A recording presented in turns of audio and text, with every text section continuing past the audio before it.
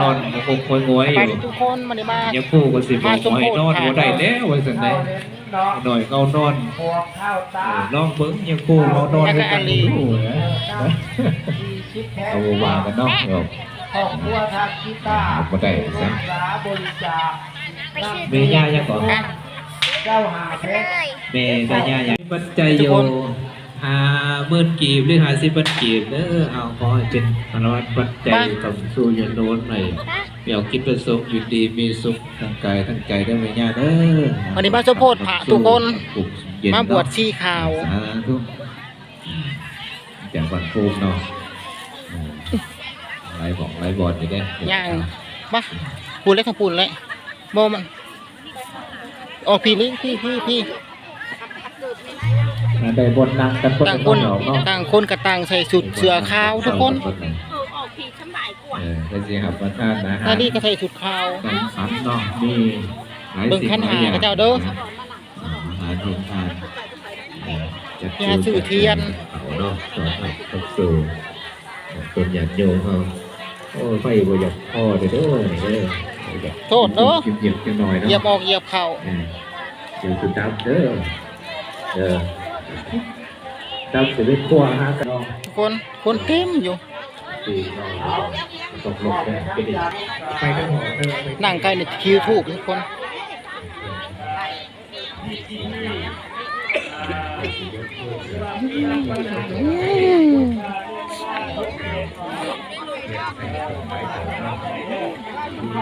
ชื่อเทียนชื่อ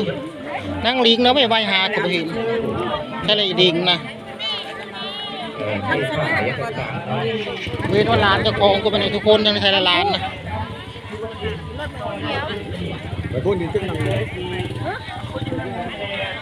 ใช่เลยโอ้ยุคูแล้วละบอลิงเข้าก่อนเด้อเข้าก่อนป้าจะป้าอย่างเขาน้ำลังป้าที่ยางหล่อถ่ายก่อนป้าบรรยากาศในงานชมโพธิพระทุกคน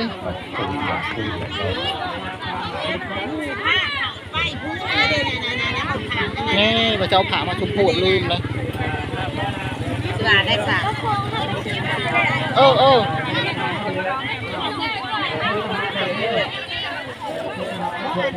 ที่ได้เด็กหลบหน้าหน่อยคดีพ่อครอบครัวฮากาลีที่ซื้อทุกคนโหยเสื้อขาวก็ซื้ออะไรได้ทุกคนเสื้อขาวชุดขาวมาคือกันมานี่ว่าโบมาเลยเนาะฮัลโหลซื้อเทียนปะโดยเอามาแต่บ้านไหนไม่ได้เอามาอันนี้นั่น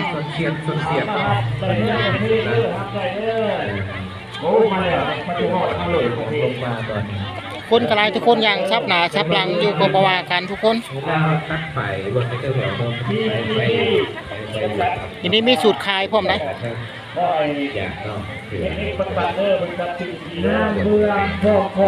ทีนี้คันหาทุกคนนำซื้ออันนี้ก็ได้ใส่น้ำเทียนโอ้ยหลุดพันมาเลยเทียนใหญ่คือบ่มีเนาะแม่ข่าวเด้อ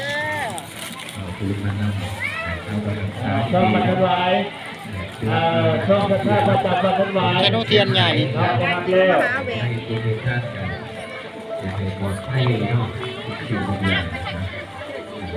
กระเทียมกระเทียมหอมบริษัทพิจิตรได้ไปแล้วเด้อมีอันเดียวนี่บอกนำคณะแม่กระเทียมแม่น้องฮับได้เรียบเท่าไรเนาะอันนี้นะกระเทียมจะมาแค่กันบนรายทางจักพัน15,000มีอันเดียวนี่บอกก็จะได้จัก2 อันเอาอันนี้ทนนะทนบอกไปลุงคนก็มาคู่หนึ่งบดขึ้นสดแจ้งอันนี้นะบอกเทียนได้เทียนมันมีตัวบางเด้ลมพัดก็สิมันก็ตั้งง่ายเนาะถ้าว่าได้ดื่มน้ำเล็กจื้อโลกเท่าไรถ้าเจออันนี้นะเท่าไรนี่นะ บนหนาว อ๋อ เนาะ คือทาง ไปซื้อร้านนั้นเท่าไหร่ก็40,000ร้านนั้นค่ะ จะไปหลอกบางครั้ง ตัว อื่ นี้ น จักร้านเป็นไรก็ซื้อว่าหันน่ะตัวนี้นะ20,000นึงนะมาซื้อ อ๋อ ท่านผู้เล่นบัตรดีที่บนนั้น เทียนทุกคน ปีนี้ว่า30,000เลย วะ แต่แค่ก็จะคนละร้าน โอ้นี่เดเทียนใหญ่นะนี่นะอ้ายคนเจอกันเอง ได้เรื่องไงกัน เห็นบางครั้งที่จะเจ๊กับเจ๊ ได้แต่มัน คณะการเอาผู้อยากไป คุณนั่นใส่นี่มั้งเอ้า มันจะไหลสีเหลือง มันจะประวัติได้ดิ ตะโกนอะไรกันนะทุกคนชวนโซนอยู่ซื้อเทียนเป็น จะน้อยเขาสิที่ไหน คู่ละ15 2คู่30 2คู่ก็30,000ทุกคน อันนี้ได้อันนี้ได้ อันนี้คู่เท่าไหร่นี่นะถามให้แน่เท่าไหร่นี่นะ ช่วยเบิด อันนี้เท่าไหร่นี่นะ รูปร่างจิตใจของ เอาตัวนี้ดีกว่าทุกคน ขายดีเลย 35จ้ะเอาอันนึง คนกับน้ำเนาะ โอ้ยโทรศัพท์มันตกนั่นนะทุกคนคนไลฟ์ขนาดเลย เด้เบิดมันจะน้อยเบิดเบิดได้ พวกเขาวัดเขาว่าไง คุณมาทำได้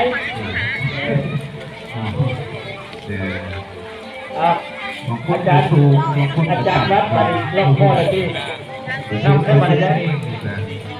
ตอนนี้ ได้จ่ายเงินกันทุกคน เอาไม่เลยหรือจะเอาหินก่อนแล้วก็ที่จะฆ่าสัตว์เป็นเจ้าอีกนะให้เป็นหินเถิดทาง เรียนบอก โอ้ย เรียนเอาว่า ส่วนโสดนี่ทุกคน เกิดทางคุณเป็นไรเนี่ยหนักบ่ท่านละหน้าใดอยู่คือเอาหนังมาใส่คุณนอกของฉากแต่ถ้าเป็นคุณบ้านเตะเราคุณจะมาใส่ใส่ต่อ เป็นจังสี่ บางคนออกถอดเราออกนักกันฝั่งนั้นมากใจเป็นสาจากว่าพุทธาเดียวแล้ววันนี้เราสาบในหัว บริษัทเหรอ นั่งทางใด บริษัทยัง นั่งมองใด นี่นะ โอ้ทางในบ่ ที่เนาะแล้วที่มันจาก แล้วที่ร้านเป็น บริษัท DGT ที่เป็นราคายดีทุกคนขายเทียนสิได้ขายดีก็ต้อง DGT เนาะขอโทษนะคุณบาว่าคุณสาวเลย เข้ามาได้แบบนี้แค่นี้แบบนี้นะตุ้มหูก็มีบ่เฮย บริษัท DGT มาฮอดมาเจอเด้อเด้อนะเนาะแม่ยังบอกเป็นใส่ทำของแต่สาธุแต่ใส่ทำมาจากเอา แบบนี้จะว่าคิวบ่จักว่า คำจุมันเป็นสายคำสัญญาบุญมาจากนครไทยสอนเนาะแต่ในที่กับที่ในการ คนหลายขนาดทุกคน เพื่อสุขภาพวัดเอาไว้แก่ครูบาอาจารย์หลบน้ำบรรดาหลบโปรตีนน้ำบรรดาไม่ต้องซื้อเนาะ ต่างคนต่างซื้อ คำสู้เด้อ ซื้อของไปนั่นซื้อเทียนทุกคน สุขต่อทางกายทางใจ ซื้ออันอะไรยังวะ ปีเดียวมันก็ ซื้อของลังของขังอันนี้ในนางมันเต็มอยู่ บริษัท PGT เนาะสาธุสาธุครับ ที่เป็นบ้านเราหมองพูดอันนี้ มีทุกอย่างทุกแนวเนาะต่อท่านแต่ตามสบายเนาะ หาหลอกเบิกเขาเจ้าซื้อเครื่องซื้อของกันทุกคน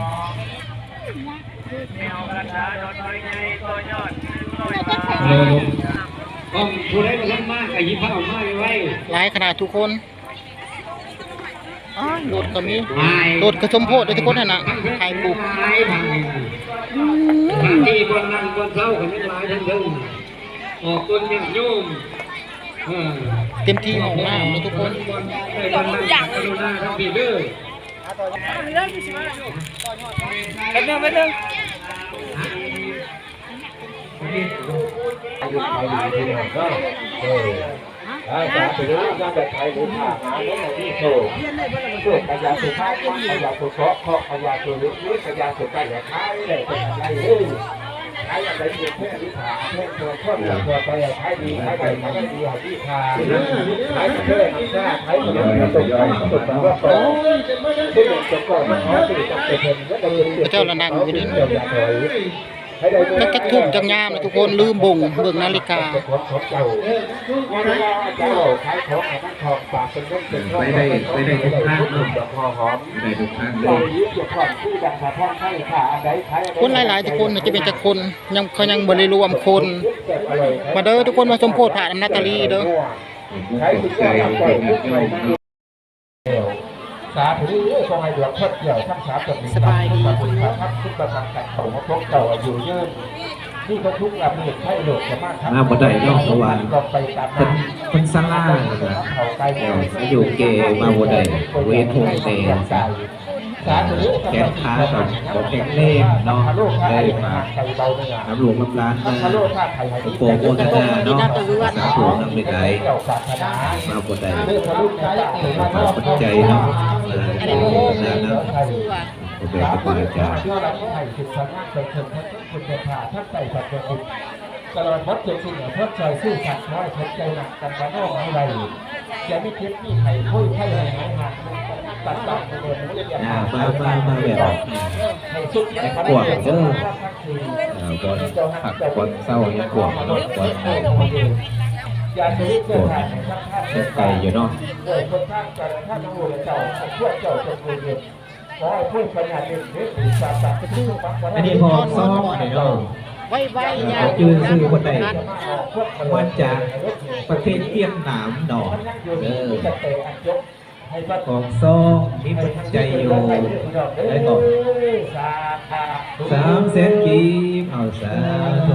คุณขอบคุณสู้เด้อบอกซองเด้อครอบครัวอันนี้ลูกสาวปัญญาหวามีซองกาแฟอยู่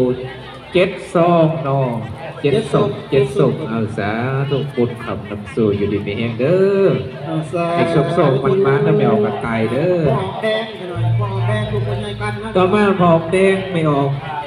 เดี๋ยวน้อยเนาะผมโดยครอบครัวมีปัจจัยมาโมทนาเด้องานสมโภชเอามีปัจจัยอยู่500 บาทสาธุคุณขับนำสู่ปรับกลุ่มสมเย็นมีโศกมีใส่เด้อให้มีโศกมีลาภเนาะได้มาตลอดปลอดภัยทางไก่ก็ดีเนาะจะนี่เป็นลูกไส้ของพญาโจมมาเฮาพญาสุกันเนาะออกแดงแนวพรโดยครอบครัว